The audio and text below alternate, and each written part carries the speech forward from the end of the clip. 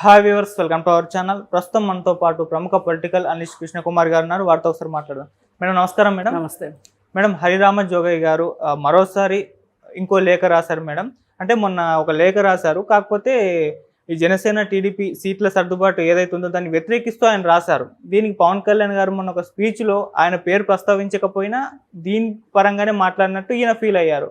So దాంతో నన్ను YCP covert Pawan Kalyan గారు అన్నారు అని చెప్పేసి హరిరామ జోగయ్య గారు ఫీల్ అవుతున్నారు. మరి ఏం చెప్తారు, నిజంగా హరిరామ జోగయ్య గారు వైసీపీ కోవర్ట? మరి మీ ఒపీనియన్ ఏంటి దీనిపైన? ఆయన ఖచ్చితంగా వైసీపీ కోవర్టే. ఆయన ఎందుకు గుమ్మడికాయలు దొంగ ఎవరంటే భుజాలు తడుగుకుంటున్నాడు? అసలు ఆయనకి ఏం పని? 24 సీట్లే ఎందుకు ఒప్పుకోవాలి అని ఒకవేళ పోని అనుకుందాం. పవన్ కళ్యాణ్ స్థానంలో ఉంటాడు, చంద్రబాబు నాయుడు స్థానంలో హరిరామ జోగయ్య గారు ఉన్నారు అనుకుందాం. 24 సీట్ల కంటే ఎక్కువ ఇస్తారా? ఆయన పార్టీ ఎంత ఉంది, ఆయన అభిమానులు ఉన్నమాట వాస్తవం. ప్రతి నియోజకవర్గంలో ఆయన అభిమానులు ఉన్నారు.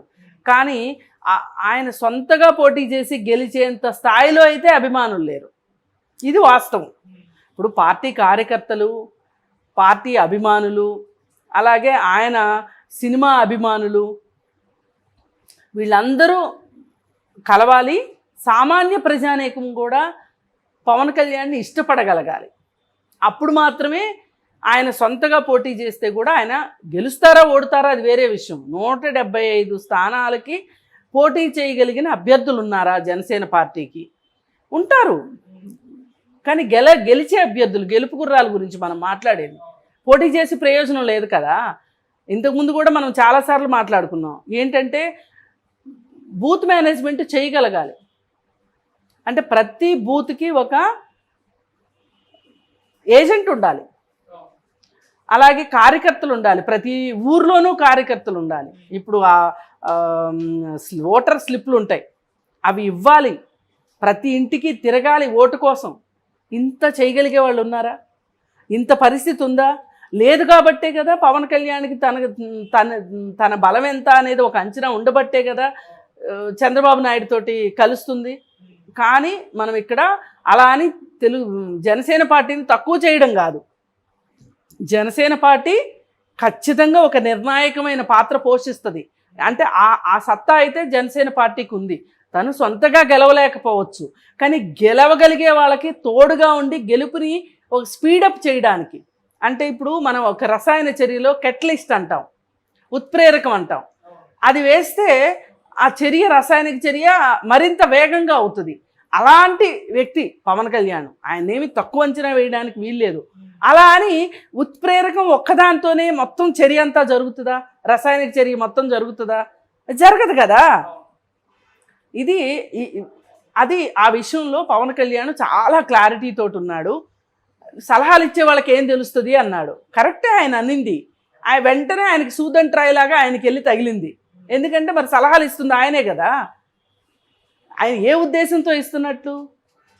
ఇప్పుడు జనసేన పార్టీ నాయకుడు పవన్ కళ్యాణ్, ఆయన కింద నాయకత్వం ఉంటుంది, మళ్ళీ ఆ కింద నాయకత్వం, అంతిమంగా ఓటర్లు. ఇప్పుడు వీళ్ళందరూ పవన్ కళ్యాణ్ మీద ఒక నమ్మకం ఉంచుకోవాలి. ఆ నమ్మకాన్ని దెబ్బతీసే విధంగా మాట్లాడుతున్నారు ఇట్లాంటి వాళ్ళు. ఇప్పుడు ఆయన పొత్తు పెట్టుకుని ఏంటి ఉపయోగం ఈ లెక్కన? ఆయన ఉద్దేశం ఏంటి? నేను ప్రభుత్వ వ్యతిరేక ఓటును చేల్చను అన్నాడు. ఆయన ఆ మాటకు కట్టుబడ్డాడు, ఇచ్చిన మాటకు కట్టుబడ్డాడు. ఆయనలో ఒక రాజకీయ స్థిరత్వం వచ్చింది. ఆ స్థిరత్వాన్ని చెడగొట్టడానికి ముద్రగడ పద్మనాభం కావచ్చు, హరిరామ జోగయ్య కావచ్చు, వీళ్ళిద్దరూ జగన్మోహన్ రెడ్డి చేతిలో కీలుబొమ్మల్లాగా మాట్లాడుతున్నారు. వాళ్ళకి అర్థమైపోయింది జగన్మోహన్ రెడ్డికి, పవన్ కళ్యాణ్ చంద్రబాబు నాయుడు కలిస్తే తను గెలవటం కష్టం అనేది అర్థమైంది. ఆ పొత్తుని విచ్ఛిన్నం చేయడానికి ఎన్ని ప్రయత్నాలు చేయాలో అన్ని ప్రయత్నాలు చేశారు. అవి కుదరలేదు.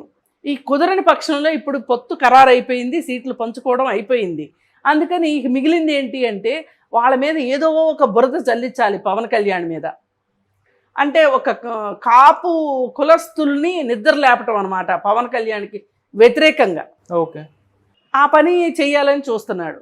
అది కూడా అర్థమైపోయింది పవన్ కళ్యాణ్కి. రాజకీయ పార్టీని పెట్టడమును రాజకీయ పార్టీని నడపడము అంటే అంత ఈజీ అయిన విషయం కాదన్న సంగతి వాళ్ళిద్దరికి కూడా తెలుసు. ముద్రగడ పద్మనాభంకి తెలుసు, హరిరామ జోగయ్యకి తెలుసు.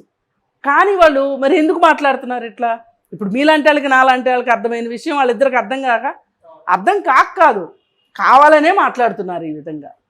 అందుకని పవన్ కళ్యాణ్ కూడా సూటిగా చెప్పదలుచుకున్నాడు. వాళ్ళు ఏ విధంగా అయితే బహిరంగ లేఖ రాశారో ఆయన అందుకే బహిరంగంగానే మాట్లాడడం జరిగింది. ఇప్పుడు వాళ్ళు చెవిలో చెప్పారనుకోండి, ఈయన కూడా చెవిలోనే చెప్పేవాడు. మరి వాళ్ళు బహిరంగ లేఖ రాసి ఈయన్ని చెవిలో చెప్పమంటే ఎట్లా కుదురుతుంది? కుదరదు కదా. ఇది ఎట్లా ఉందంటే నేను తలుపుతో కొడతాను, నువ్వు తమలపాకుతో కొట్టు అన్నట్లుంది. అది కుదరదు కదా. ఏది ఏమైనప్పటికీ జగన్మోహన్ రెడ్డి ఆడిస్తున్నాడు వీళ్ళిద్దరిని. అంతకుముందు కూడా మీకు గుర్తుండే ఉంటుంది, కాపుల సభ ఏదో పెట్టి అక్కడ ట్రైన్ తగలబెట్టే ముద్రగడ పద్మనాభమే అది దాని వెనక ఉన్నది. అంటే ఆ రోజు చంద్రబాబు నాయుడిని అస్థిరపరచాలి అనే ఉద్దేశంతో ప్రభుత్వాన్ని ఇబ్బందులకి గురి చేయాలి అని చెప్పి, అలాగే పనిలో పనిగా జగన్మోహన్ రెడ్డి పార్టీకి వైసీపీ పార్టీకి కూడా ప్రతిష్ట పెంచాలి అనే ఉద్దేశంతో ఏవేవో చిల్లర రాజకీయాలు చేశారు, అది వేరే విషయం. అయినా ఆ చిల్లర బుద్ధిని మానుకోకుండా ఇప్పటికీ అంటే వాళ్ళ ఉద్దేశం ఏంటంటే ఈ రోజుకి వాళ్ళిద్దరూ కూడా రాజకీయాల్లో ఒక నిర్ణాయకమైన పాత్రను ఏ రోజు వాళ్ళిద్దరూ పోషించాల. అంటే ఒక పెద్ద రాజకీయ పార్టీ వాళ్ళని మాతో కలవండి అని అడిగే పరిస్థితిలోకి వాళ్ళిద్దరూ ఎప్పుడు వెళ్ళలా. వాళ్ళు ఎప్పుడూ గిల్లి కజ్జాలు పెట్టుకుంటానికో కవ్వింపు చర్యలు చేయడానికో పనికొచ్చారు తప్పితే ఆ ఇద్దరు అంటే ఒక విచ్ఛిన్నకర శక్తులుగా పనిచేశారు తప్పితే ఒక కలెక్టివ్నెస్ తోటి ఒక పనికొచ్చే పని చేయడానికి వాళ్ళు ఎప్పుడు కూడా అంటే కన్స్ట్రక్టివ్ వర్క్లో వాళ్ళిద్దరు ఎప్పుడు లేరు, డిస్ట్రక్షన్లోనే ఉన్నారు వాళ్ళిద్దరూ. అందుకని కానీ ఇప్పుడు పవన్ కళ్యాణ్ కన్స్ట్రక్టివ్ వర్క్లోకి దిగాడు, అది వాళ్ళు తట్టుకోలేకపోతున్నారు. తట్టుకోలేక ఆ విధంగా వ్యాఖ్యానిస్తున్నారు. ఏ రకంగా వ్యాఖ్యానించినా పవన్ కళ్యాణ్ నన్నే అన్నాడు అని చెప్పి నువ్వు అనుకుంటున్నావు అంటే బాగా రాజకీయాలను ఫాలో అవుతున్నట్లు లెక్క. అదే ఇందాక అనుకున్నట్లు గుమ్మడికాయల దొంగ ఎవరు అంటే భుజాలు తడువుకున్నట్లు హరిరామ జోగయ్య స్టేట్మెంట్ ఉంది తప్పితే వేరేగా చూడాల్సిన అవసరం లేదు. అందుకోసం పవన్ కళ్యాణ్ మట్టుకు చాలా దృఢ నిశ్చయంతో అంటే ఈ పొత్తును ముందుకు తీసుకుని వెళ్ళి తను ఏదైతే ఏ లక్ష్యంతో అయితే ఈ పొత్తు పెట్టుకున్నాడో దాని ప్రకారమే ప్రయాణిస్తున్నాడు.